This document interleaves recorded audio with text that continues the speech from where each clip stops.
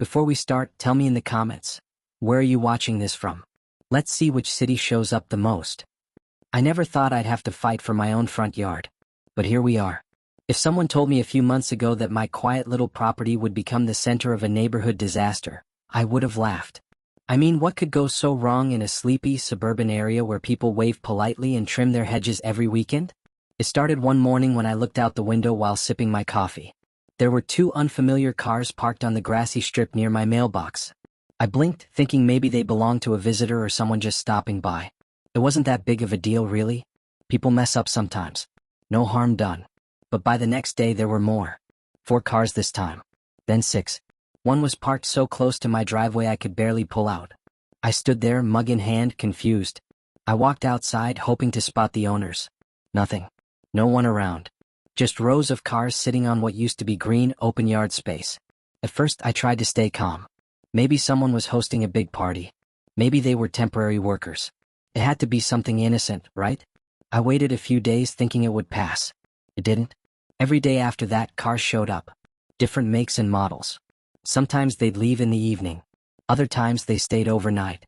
I even saw one guy recline his seat and nap for a bit in broad daylight. That's when I realized, this wasn't a one-time thing. This was becoming normal. I went out to ask a woman who was getting into her SUV. She looked surprised I was talking to her. "Oh, sorry," she said. "The HOA said we could park here while they're doing road work. Shouldn't be long." I blinked. "Oh? What HOA? I don't live in an HOA community. My home sits on a slightly separated stretch of land, right on the edge of their neighborhood. It's peaceful and I've always liked the privacy. I bought this property because I wanted space, distance, and a break from rules about mailbox colors and grass height. But apparently the HOA in the neighborhood next to mine had decided my yard was their personal overflow lot." I stood there stunned. She was already buckling her kid into the car seat, not really interested in what I had to say. "Who gave you permission?" I asked. She shrugged. "I don't know. It was in the email they sent out." Just like that. Like it wasn't my land. Like it didn't matter. I tried to keep things civil.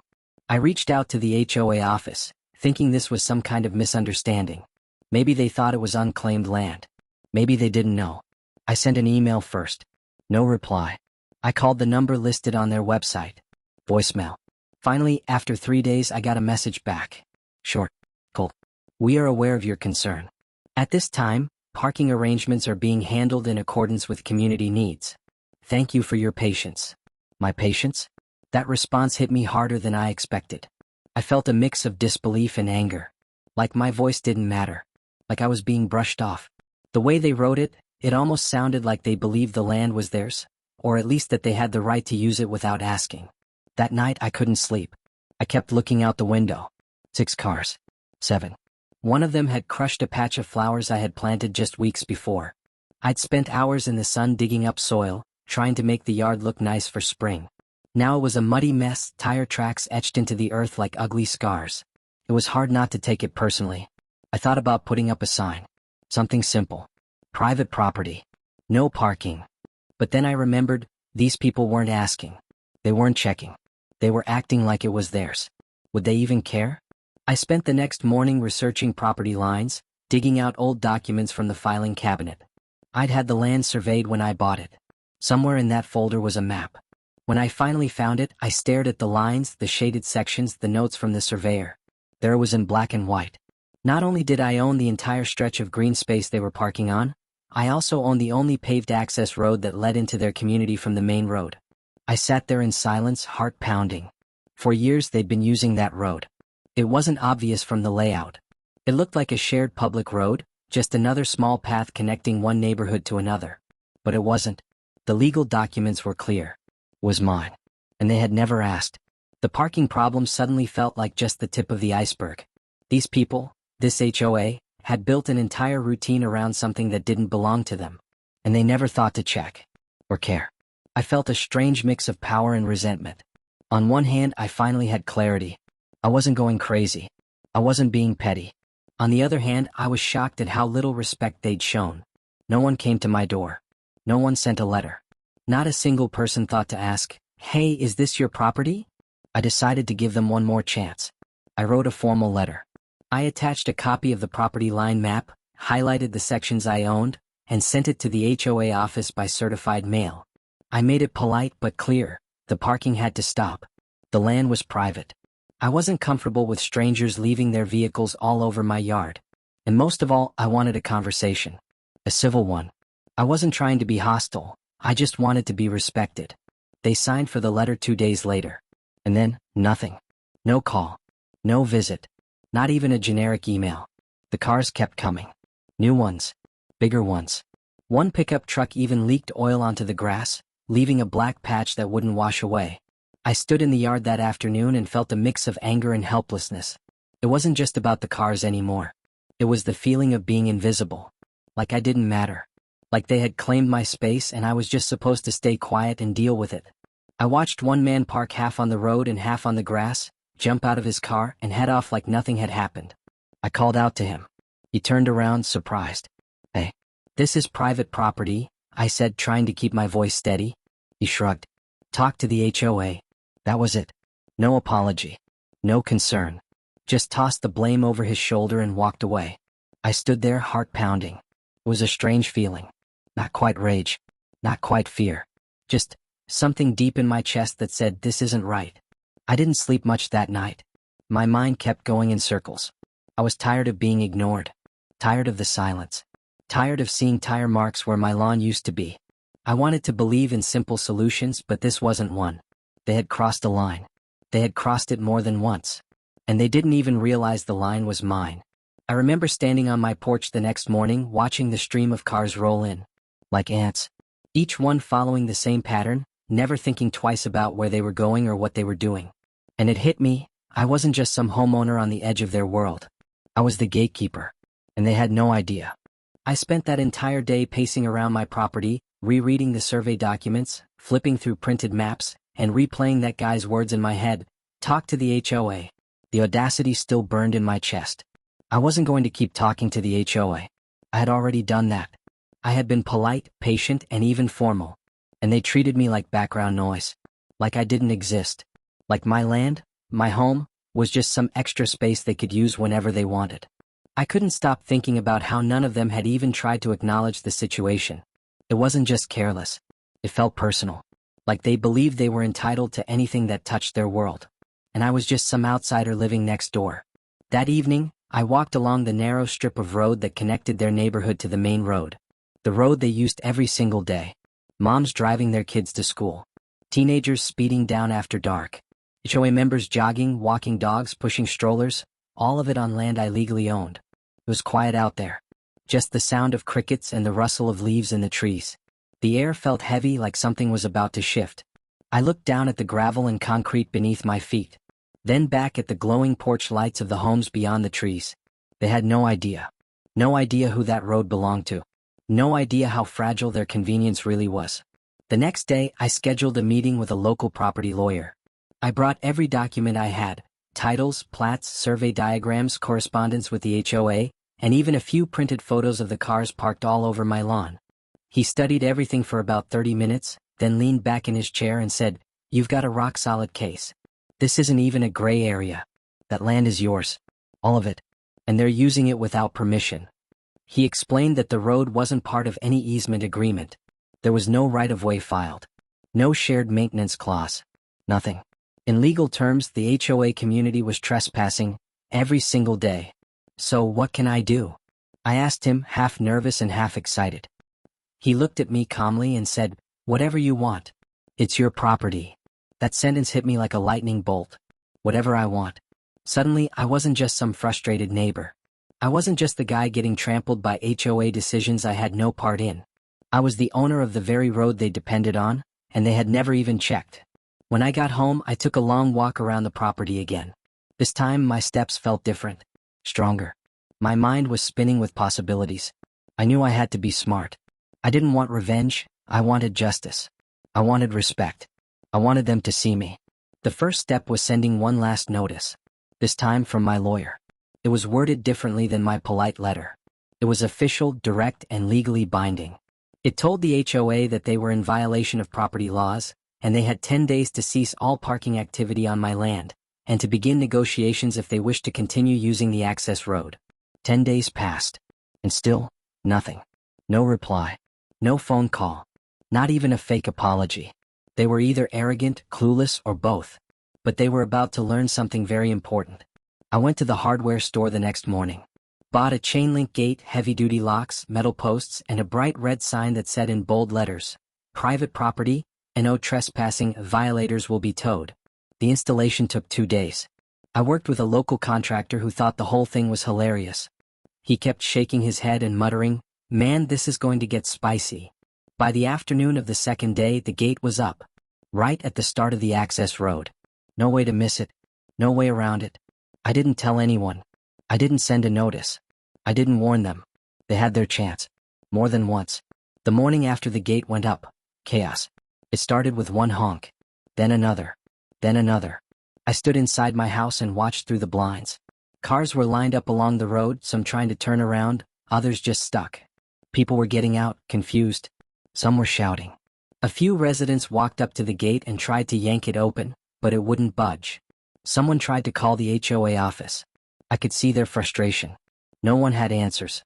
By 9 a.m., the phone calls started coming in.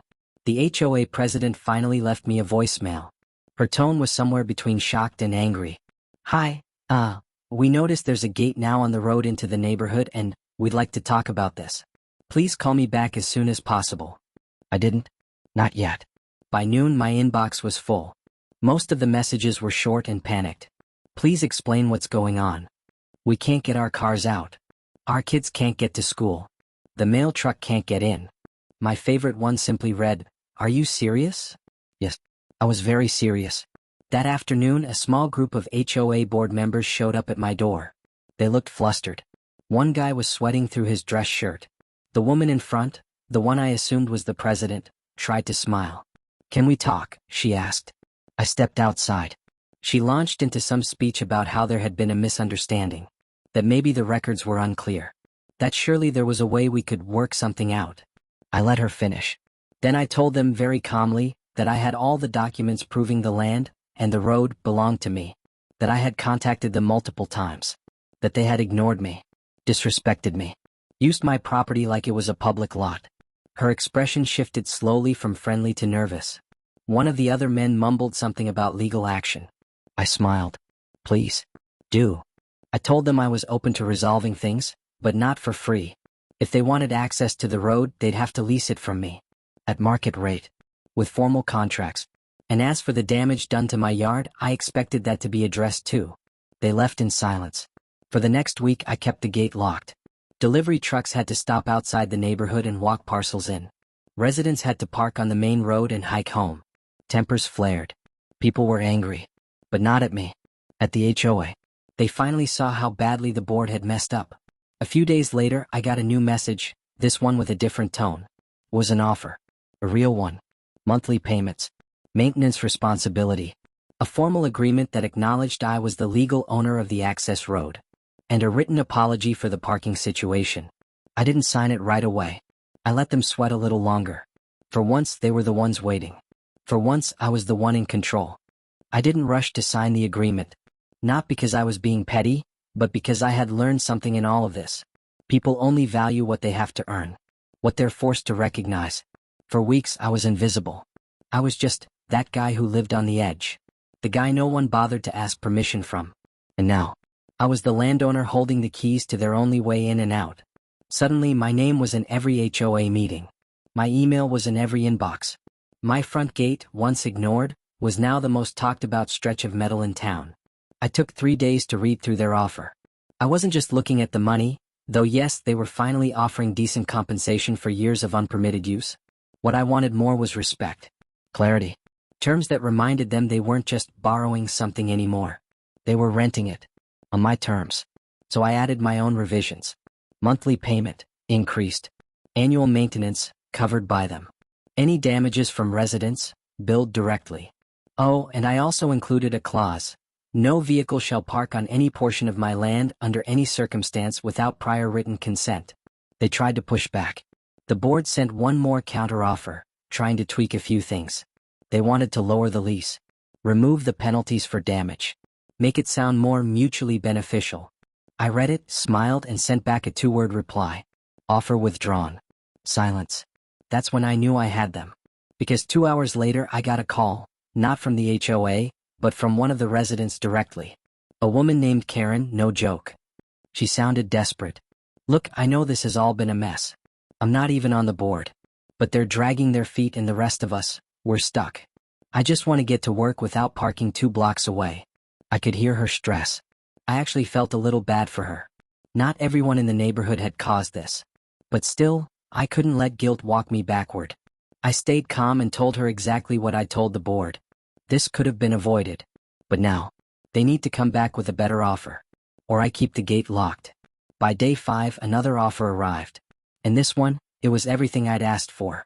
They agreed to lease the access road on a 5-year renewable term. Paid quarterly. They took full liability for all traffic. They agreed to pave and maintain it, including snow clearing in the winter. They even offered to send a letter to all homeowners reminding them not to trespass, ever again, on my lawn. I finally signed. The gate came down. But not all the way. I replaced it with a remote-controlled barrier. One I could open or close at any time. Just a little reminder. And suddenly everything changed.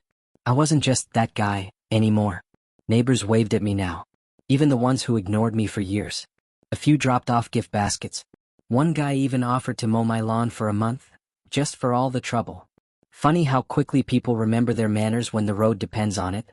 But it wasn't just about the win. It was about the shift. I started thinking about how many people live quiet lives like I did, assuming others will do the right thing. Assuming they'll be respected, heard, considered. But the truth is, some people only see boundaries when they're forced to. That access road, that patch of grass, they were symbols. Not just of property but of value. Of voice. Of presence. I used to think I didn't belong to that neighborhood. I kept my head down. Mowed my lawn. Paid my taxes. Stayed out of their business. But when they came for my land, they made it my business. They taught me the difference between being quiet and being silent. Between being a good neighbor and being a pushover. And you know what else? I realized I wasn't alone. After the story got out, and believe me it did, I started hearing from other homeowners in other towns. People messaged me on Facebook, sent emails, even handwritten letters. One guy in Texas said his HOA tried to fine him $200 for putting up a birdhouse. A woman in Florida told me she got cited because her kids left sidewalk chalk drawings on the driveway. A retired veteran in Arizona was being threatened over the color of his shutters. Beige, not HOA beige, apparently. Different stories. Same theme. People tired of being steamrolled by boards they never voted for. Tired of being treated like renters on their own property. I started digging more into HOA policies. Reading case after case. Turns out, a lot of people feel trapped. Like they've handed over control of their lives for the promise of a tidy street and a few trimmed hedges. But what they didn't realize is, the power always starts with ownership. If you know what's yours, and you defend it, no one can take that from you. And that little access road? That strip of concrete? Changed everything. Now, I get invited to every board meeting. I don't go, of course. But it's nice to be asked. Sometimes I sit on my porch in the evening watching the line of headlights roll by on my road, smiling. Because every car that drives through that neighborhood is doing so because I allowed it. Because I stood up. Because I refused to be quiet. Because I remembered who I was. And finally, so did they.